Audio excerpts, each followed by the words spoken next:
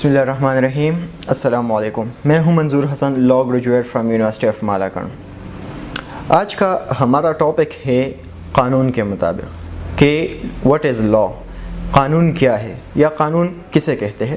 تو جنرلی جب ہم قانون کسی کے سامنے قانون کا لفظ لے لیتے یا قانون پوچھ لیتے کہ قانون کیا ہوتا ہے, تو وہ رولز ان کے ذہن میں آتا ہے کہ یہ رولز ہے, ریگولیشنز ہے, حکومت, آئین یا حقوق یا ذمہ داریاں یا جسٹس, انصاف, عدل, یہ ساری باتیں اس کے ذہن میں آتی ہے کہ یہ چیزیں جو ہے یہ لاء سے ریلیٹڈ ہے یا اسے لاء ہم کہہ سکتے ہیں. تو یہ تقریباً ساری چیزیں لاء کے ریلیٹڈ چیزیں ہیں اور اس کے ارد گرد گھومتے ہیں.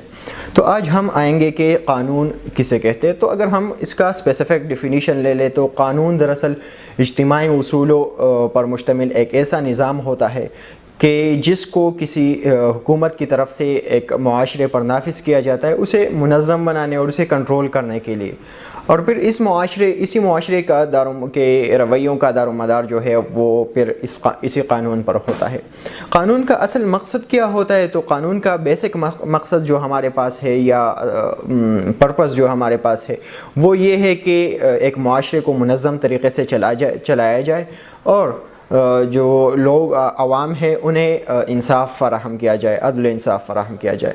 ایک جیورسٹ ہے سالمن, جس کے مطابق لاء جو ہے وہ ایک باڈی آف پرنسپلز ہے جسے حکومتی وقت یا ریاست جو ہے وہ تصدیق کرتی ہے اور پھر لوگوں پر نافذ کرتی ہے, اور اسی کا مقصد جو ہے وہ ایڈمنسٹریشن آف جسٹس ہوتا ہے, مطلب لوگوں کو انصاف فراہم کرنا ہوتا ہے. اسی طرح قرآن مجید میں بھی ایک آیات کریمہ ہے, بسم اللہ الرحمن الرحیم, وَلَقَدْ أَرْسَلْنَا رُسُلَنَا بِالْبَيِّنَاتِ وَأَنزَلْنَا مَعَهُمُ الْكِتَابَ وَالْمِيزَانَ لِيَقُومَ النَّاسَ بِالْقِسْطِ. لِيَقُومَ النَّاسَ بِالْقِسْطِ کا مطلب تاکہ لوگ عدل پر قائم رہے. تو قانون جتنا بھی ہے وہ چاہے آسمانی قانون ہو یا ہمارا زمینی ہمارے حکومتی وقت کا قانون ہو, تو اس کا مقصد جو ہے وہ عدل اور انصاف فراہم کرنا ہوتا ہے. اس کے بعد اگر ہم دیکھ لیں تو قانون ہم تک پہنچتا کیسے ہے, یہ بنتا کیسے اور ہم تک پہنچتا کیسے ہے. تو ایک ملک کا قانون جو ہے وہ 3 مراحل سے گزرتا ہے. سب سے پہلے تو وہ جب بنتا ہے, جیسا کہ پارلیمنٹ ہے, تو پارلیمنٹ, سینٹ اور نیشنل اسمبلی وہ قانون بناتے ہیں, ایک مسئلہ ہوتا ہے اس پر قانون سازی کرتے ہیں. جب قانون بن جاتی ہے تو پھر دوسرا ادارہ جو ہے ہمارا ایگزیکٹو یا جسے ہم حاکم کہتے ہیں یا حکام کہتے ہیں, وہ ڈپارٹمنٹ یا وہ ادارہ پھر اسے نافذ کرتا ہے لوگوں پر, جس کا ہیڈ پرائم منسٹر ہوتا ہے. تو یہ ایگزیکٹو ڈپارٹمنٹ پھر اس قانون کو عوام پر نافذ کرتا ہے. اس کے بعد جب یہ نافذ ہو جاتا ہے تو اس میں مسئلے مسائل پیدا ہوتے ہیں یا ایسے ایشوز آتے ہیں یا ایسے لاز ہوتے ہیں جو کلیئر نہیں ہوتے, جس میں کنفیوژن ہوتی ہے, یا ایسے کیسز ایشوز عوام کے درمیان آتے ہیں. تو اسے سولو کرنے کے لیے, اسے حل کرنے کے لیے ایک تیسرا ہمارے پاس ادارہ ہوتا ہے جسے ہم جوڈیشری یا عدلیہ کہتے ہیں.